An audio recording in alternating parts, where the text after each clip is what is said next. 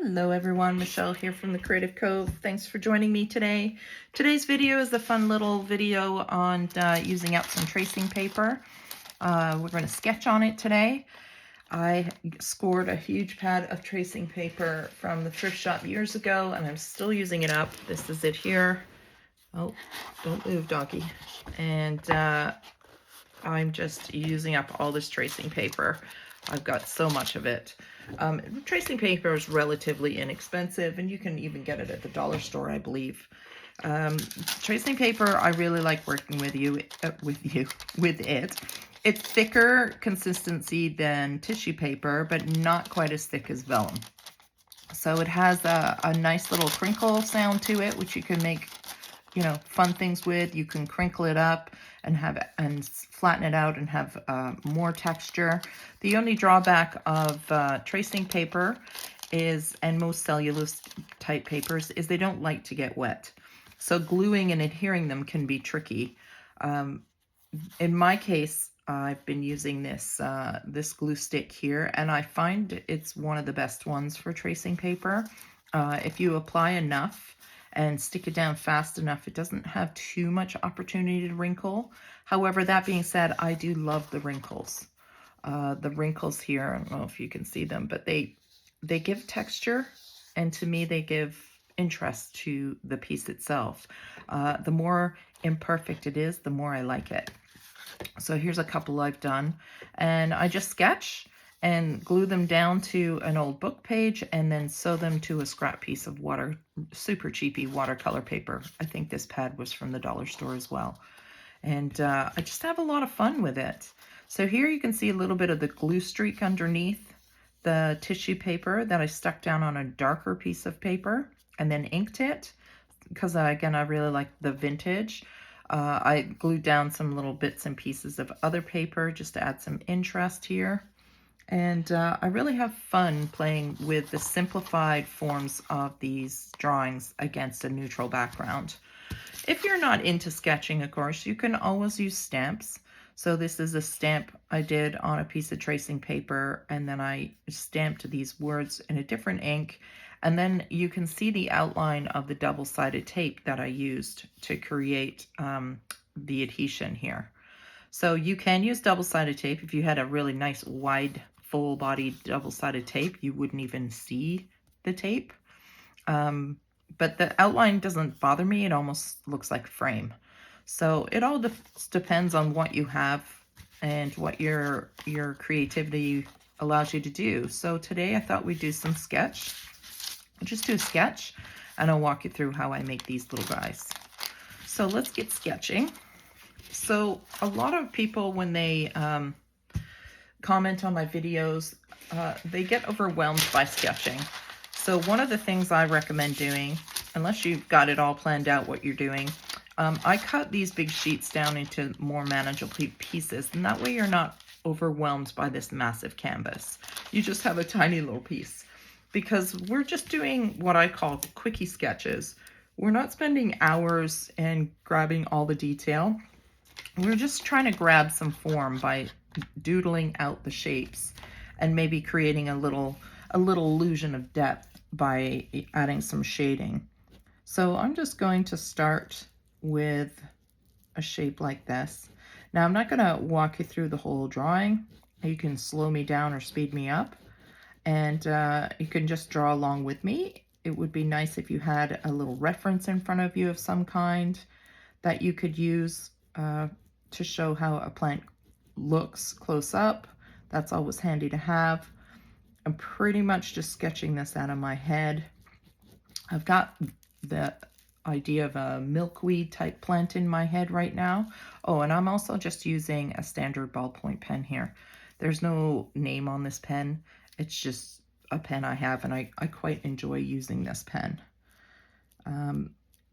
So a milkweed type of leaf is what I have in mind when I'm sketching, but I don't have one in front of me.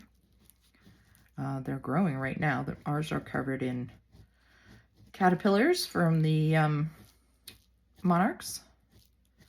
So that's going to be fun to see all the monarchs hatch at some point and fly away. We get a lot of monarchs here because we are surrounded with lots of milkweed.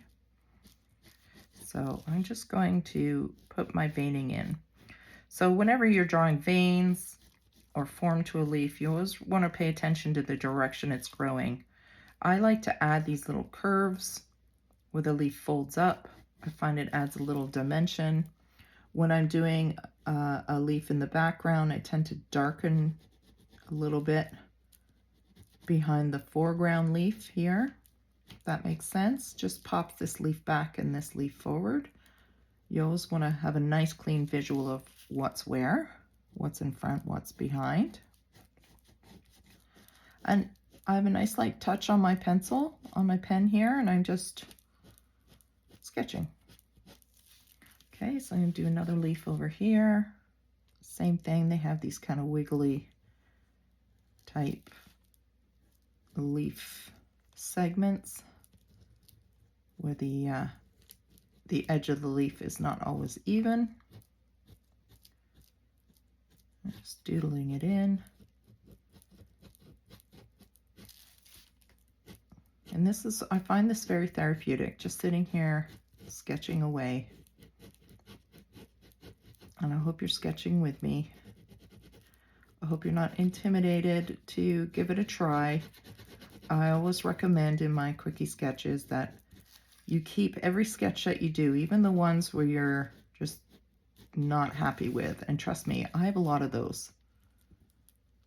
People think, oh, wow, you're really good. Yeah, well, I throw a lot away. I learn something new every time I sketch. So give yourself a chance to learn something. But what I would recommend is you keep your sketches in a book, in a folder or something. And then in a few months, if you're sketching regularly, because that's also the trick, is practice, like anything else in life. And then look back at it and you'll see an automatic improvement just by doing repetition and little tricks that you learn, and how you like to hold your pen, or what kind of pen you like to use, or what kind of paper you like to use. All these things are factors of finding your own little style of drawing. And there are different styles.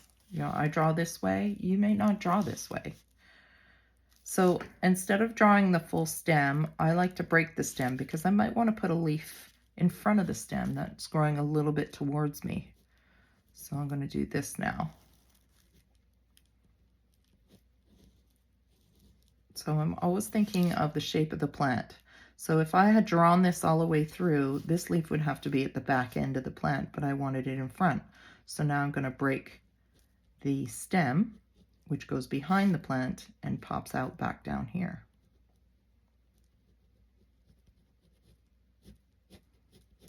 And that's why it's very helpful to have a reference in front of you so that you can see these things.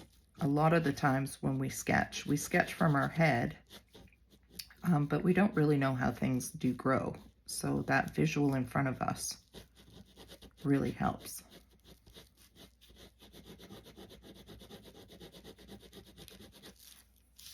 So like I said, this is just coming from my head because I don't have a reference, but you can use a book. You can use just about anything you can get your hands on. All right, I'm just going to put a little detail in here. You'll notice too that none of my lines are straight across. They curve because the petal has form as well. The leaf has form, so it's going to curve in the direction it's growing, and it's important to capture that in the way you draw the lines, and it gives you a little bit more of a 3D vibe, which is nice to have if you're going for something a little bit more realistic. Okay, there's that one, and let's do another one coming out the back here on the side. Maybe tuck it behind this one, so it's going to stop here and reappear back down here. Those are fun too. Anything that tucks behind itself creates more form. Gives the little drawing a little bit more depth.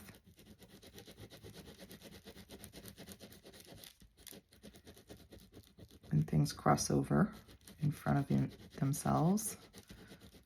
Gives a little bit more depth to the image, so we know that this is three-dimensional as opposed to just flat.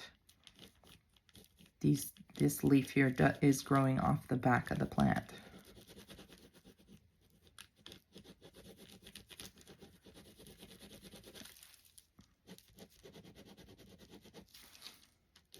Trying to keep my hand away from the drawing because the ink will take a few minutes to dry on top of this tracing paper.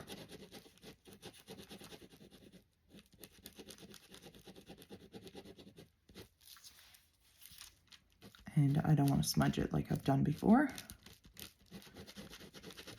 I have used pencil on tracing paper, which also has a really nice feel to it.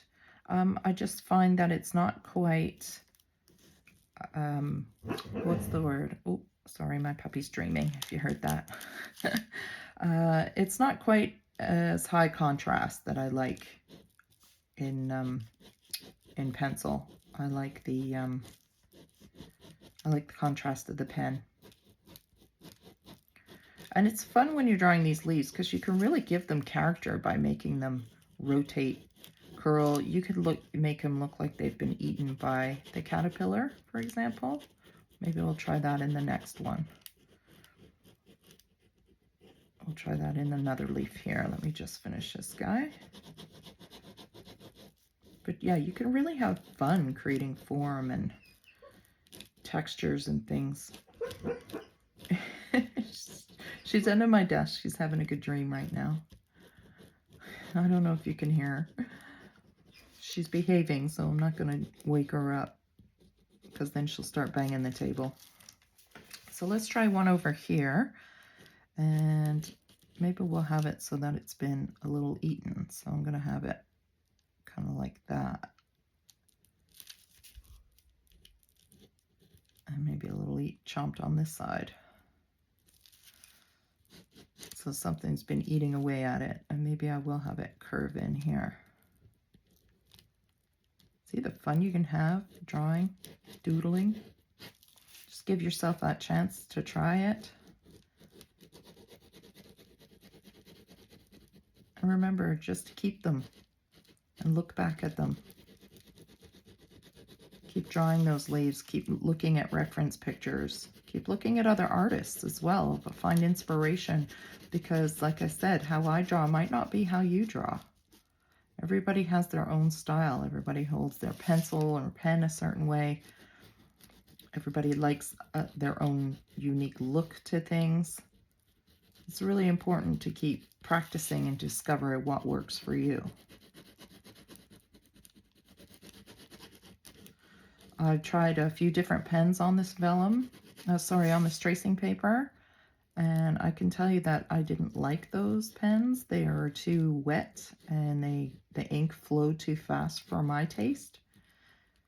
And you'll figure that out as you discover it as well by trying different mediums. There. I think that's a cute little sketch. I'm pretty pleased with that. Hopefully you can see it close up. Hopefully you sketched along with me. So now let's stick it down. So I have these really nice pieces of index cards here. Not index cards, but they're back of my, like, what are they called? Scrap pages. I quite like them. I like the writing, the vertical writing. This sketch is a little wider than this book, but we'll make it work.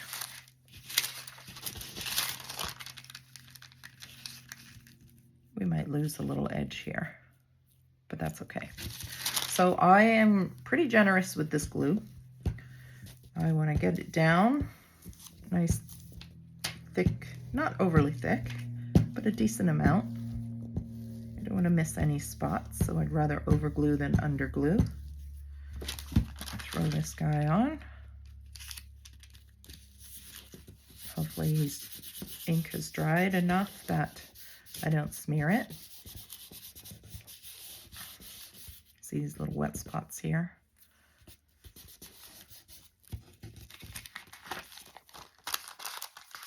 And then I just take my scissors and I'll just chop this off. I might chop off where it's not. And I like how the transparency of the paper still allows all the writing to come through, but subdues it.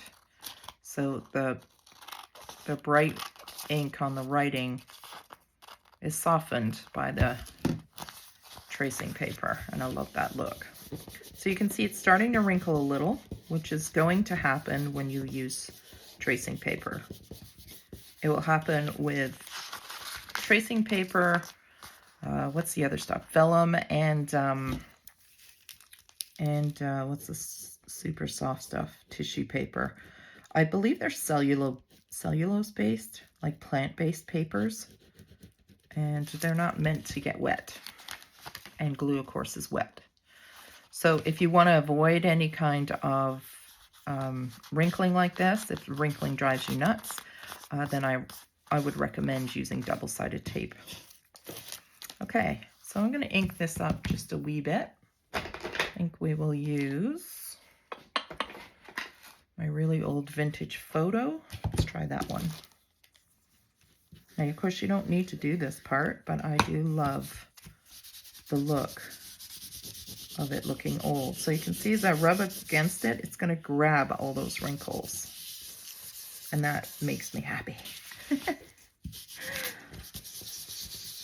just going to wrinkle up the edge a little. Sorry if it shakes my camera. So instant vintage vibe. I love it. And then I find a piece of, because this is soft, right? I mean, it's two thin pieces of paper. I want to turn it into a tag. So I'm going to find a scrap of watercolor or something in my little stash here. That could be potential. Just keep this little envelope of papers that are bigger scraps than what I normally use. Get some of this out of the way. Let's see what I got in here. That one might work. I want to use white. Let's try that one. See what I like.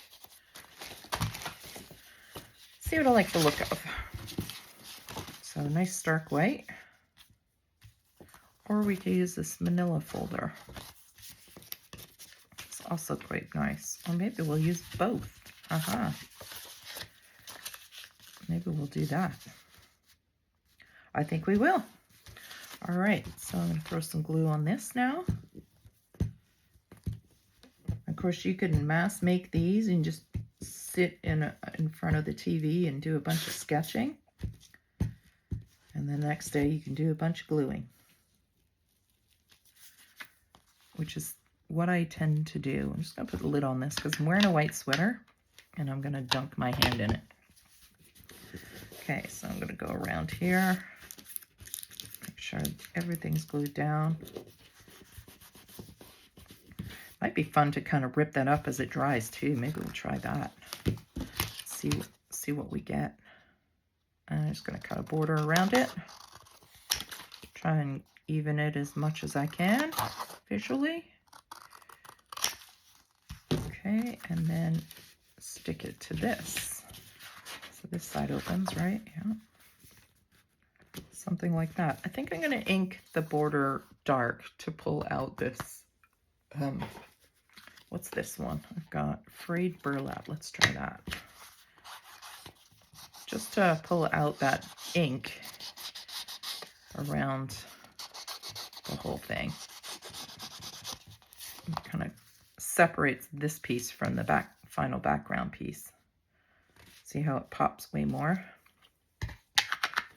Like that. Okay, let's glue that down. And then normally I would use like a thicker, stronger adhesive for this thick watercolor paper. And again, this is just the cheapy dollar store stuff. I wouldn't use really good paper for that, watercolor paper, because it's not cheap. But I know I'm going to sew it. I like to sew my my thick pieces like this together. Like that. You could leave this and put a note here, but I'm going to chop it.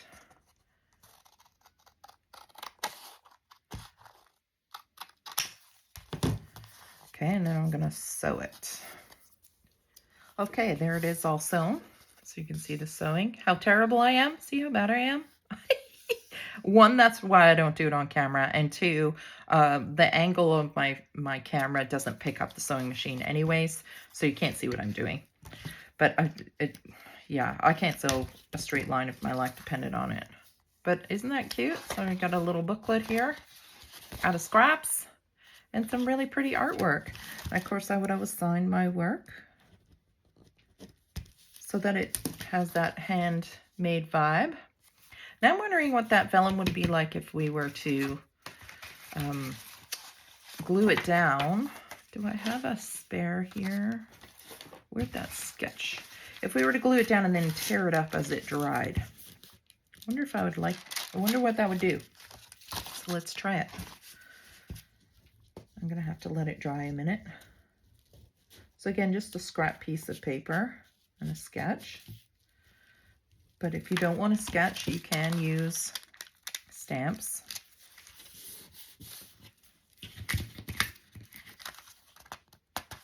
So you can see how the adhesive bubbles underneath. So you can push as many air bubbles out as you want. But again, I don't mind the air bubbles. I don't mind the creasing. So I'm just going to let that dry a minute. We'll ink it a little. Put a little, let's go with a little bit of a lighter ink, antique linen maybe. Even if it shows up. No, not really. So let's go with let's try the vintage photo. This one's really old. Can't find my new one. I don't know where I put it.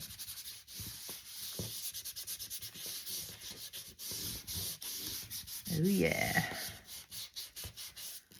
I love it. Still pretty wet. I'll let that dry a minute. We could also add our fun stamp that I like to use. I think I'll go with a darker ink on this one.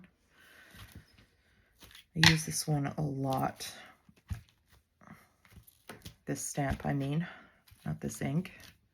I just love the instant antique vibration it gives. Total vibes, man. All right. I'll show you one of the books I like to use for reference, and I have shown this book before, if I can find it. I have a couple, actually, that I use. I use this guy, and I have shown him in the past. I love this book. And I have this book.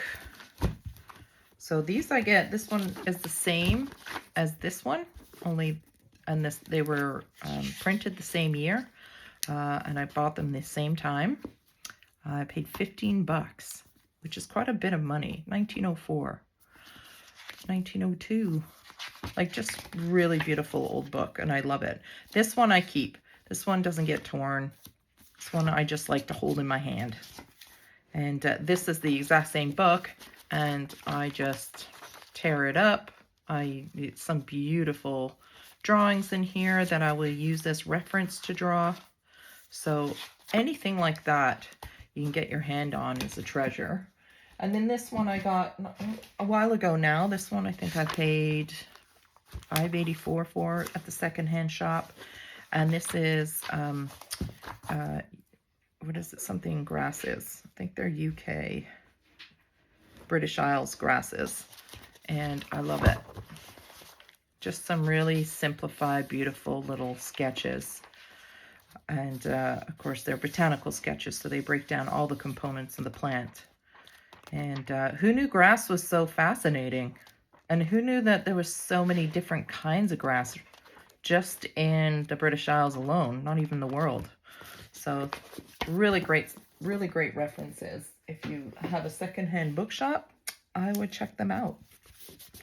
Let's see if this is So what I was thinking is it might leave some residue behind, which I think could be fun. I don't want to rip out all the sketch, but I think because this has a kind of cool texture to it, it could be fun to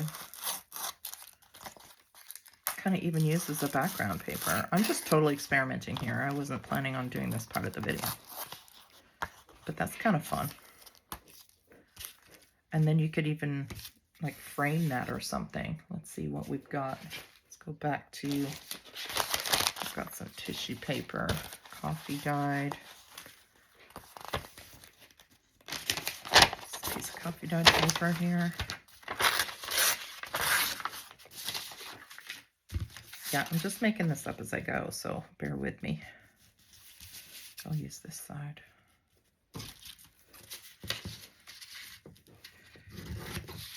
So cut it a little bigger.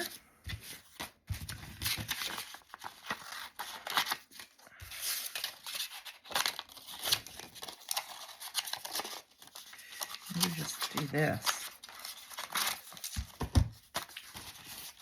And then peel it back. Kind of.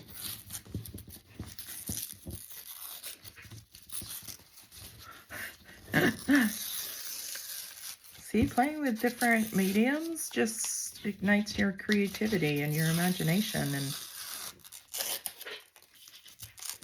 this wasn't part of my planned video, but as I was sewing that, a piece rolled up and it was kind of stuck, and I like the look of it, so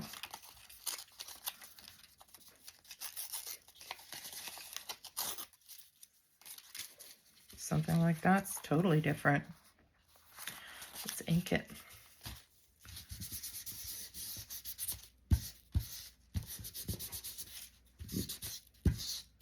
Of course, you could stamp on the outside of this. You could stamp something with texture. I don't have a huge selection of stamps. I have my trusty one here. Might put a little bit of that continuation on. And then stick that down. Just a little fun window. You could even add some acetate or something if you wanted. But there you go. Just having fun with tracing paper. I think tracing paper would be kind of fun to fold as well into segments, like different textured segments. Maybe I'll experiment with that this week when I have some time. Super fun. Something completely off the wall. I'm just gonna hack this back just because it's a bit flimsy. And my puppy's waking up, so Millie and I are gonna go for a walk now. It's my day off. And we're gonna go walkies. Better not say that too loud because she'll get really excited. And I might give this a sew too. I'll be right back. Okay, there it is sewed. Just a quick zigzag stitch all the way around. Kind of fun. I like it. I'm gonna ink that as well, maybe with a little dark ink. Maybe this weekend I'll get my desk cleaned up. Highly unlikely. Highly unlikely. And of course, sign it. Okay, there we go. There's some ideas for you using tracing paper and some little doodles that maybe you've made over the weekend. Or maybe you haven't made and you want to.